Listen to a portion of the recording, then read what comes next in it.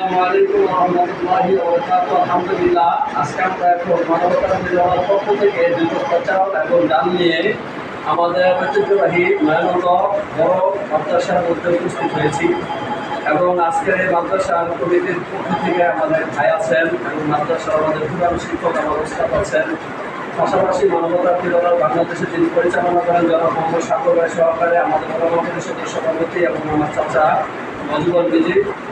আমরা সকলে এখানে আসছি এই মাদ্রাসা আমাদের কাছে কিছু চাওয়া পাওয়া ছিল, যার এই জন্য আমরা এক মাস পর মাদ্রাসা বিদায় দেয়, ওই হিসাবে আমরা এই অনুদানগুলো মাদ্রাসায় এনেছি।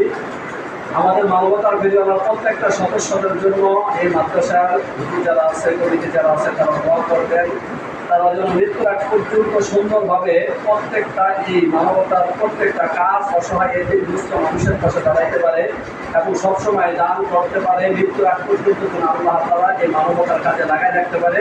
এই জন্য আপনাদের সকলে দোয়া করবেন, আল্লাহ তাআলা যেন তাদের সুস্থ থেকে ভালো থেকে কাজ করার তৌফিক দান করেন। আর এর পক্ষ থেকে মাদ্রাসার পক্ষ থেকে আমাদের ওস্তাদ তিনি হাফেজ সাহেব কিছু বলবেন, দোয়া করেন।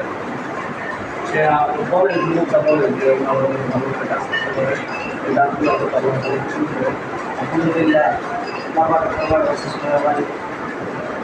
এরা যে উদ্যোগ নিয়েছেন খুব সুন্দর উদ্যোগ নিয়েছেন।